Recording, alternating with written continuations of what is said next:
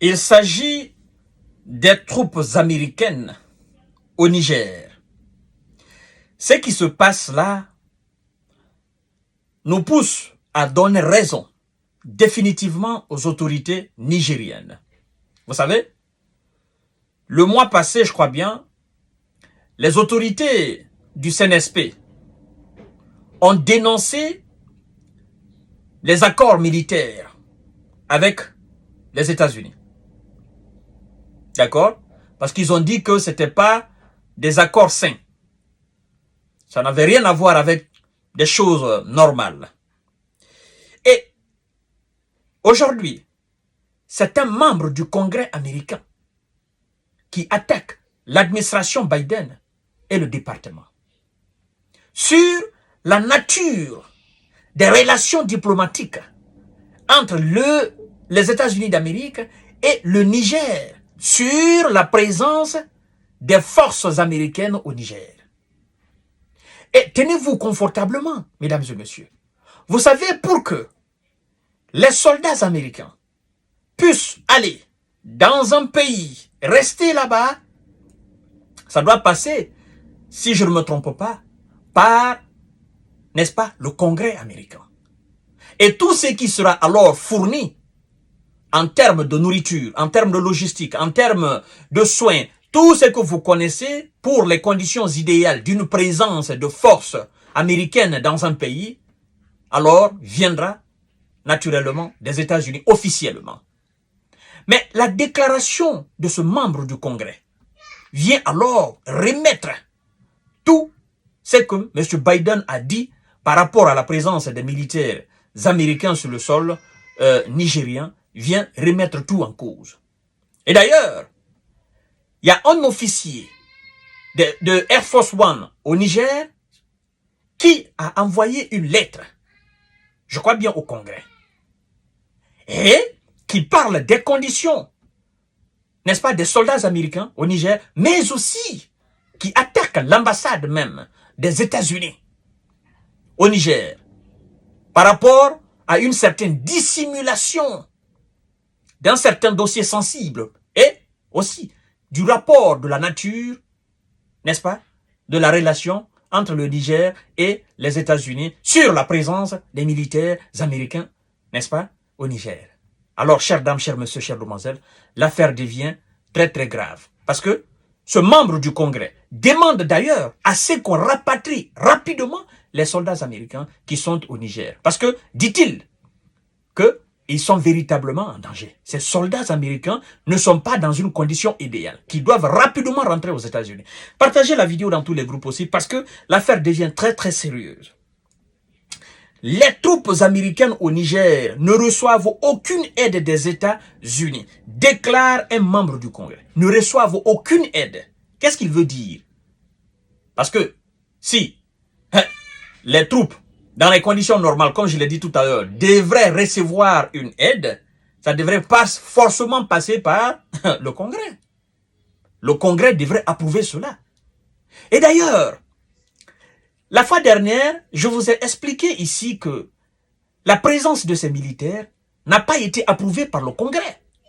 Donc, ils ont été envoyés pour satisfaire, n'est-ce pas, un certain nombre de besoins du département de l'administration Biden.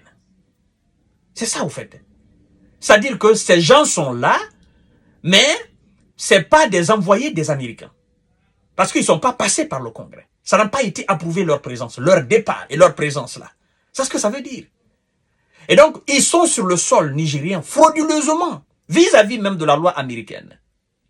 Et donc, c'est pourquoi les autorités nouvelles au Niger demandent tout simplement leur départ. Et que si, par après, ils veulent que les choses deviennent normales, qu'ils passent alors par les voies consensuelles, des voies réelles, des voies officielles. Chères dames, chers messieurs, chères demoiselles, le monde saura tout ce qui se passe. Il continue en disant, l'administration Biden et le département d'État cachent des véritables conditions des relations diplomatiques américaines au Niger et abandonnent le fait. Nos troupes, c'est-à-dire, lui, c'est le membre du Congrès. Il dit, abandonne le fait, nos troupes dans un pays sans aucune aide en vue, a déclaré Mathieu Goethe. Mathieu Goethe, au site de Intercept. Les militaires des Wiza ne reçoivent pas de fournitures médicales et sont en danger imminent si un accord n'est pas conclu entre les États-Unis et le Niger d'ici la fin du mois, selon lui. Pourquoi il dit ils sont en danger? Parce que vous savez, ça devient difficile. C'est que tout ce qui doit être envoyé au niveau de ces gens, les soins, l'argent, la nourriture, tout ce qu'on doit leur fournir, ça doit venir des États-Unis officiellement. Mais, si on s'en tient aux propos de ce monsieur, de monsieur Mathieu Goethe, si on s'en tient à ses propos, il veut dire tout simplement que ces gens sont ravitaillés par l'administration Biden et ça ne passe pas par le Congrès. C'est ce que lui dénonce là. Vous comprenez? Ils ne sont pas là pour représenter les États-Unis. Ils ne sont pas là pour des intérêts américains, officiellement. Donc, ils sont là parce que le gouvernement, l'administration Biden les a envoyés. Et ce n'est pas passé par le Parlement américain. C'est ce que ça veut dire. Et donc, il dit, comme on a chauffé Biden, on l'a chauffé, il n'y a plus d'argent. Parce que c'est le Congrès qui doit voter l'argent pour envoyer. Il n'y a plus d'argent. Lui non plus, il n'y a plus d'argent. Comment il est ravitaillé par le passé? Comme ces voix ont été, ces tuyaux ont été dénoncés, aujourd'hui, c'est-à-dire, l'approvisionnement de ces gens, de ces militaires, l'approvisionnement est restreint. C'est ce que ça veut dire. Et c'est pourquoi il dit, il faut qu'on les rapatrie rapidement, sinon c'est un véritable danger pour eux. Alors, mesdames et messieurs, on continue. Et puis, l'administration Biden se livre à une dissimulation massive d'informations. Et il est urgent de rapatrier les troupes, a-t-il ajouté. Plutôt, on nous informe, les médias américains ont publié une lettre envoyée au Congrès par un officier supérieur des Wiza Air Force, stationné au Niger, dans lequel il exprimait son inquiétude quant aux actions de l'ambassade américaine dans ce pays qui, selon lui, compliquait le retrait des troupes américaines.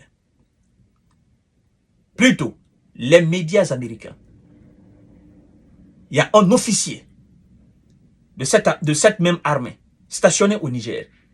Une lettre qu'il a envoyée au Congrès américain.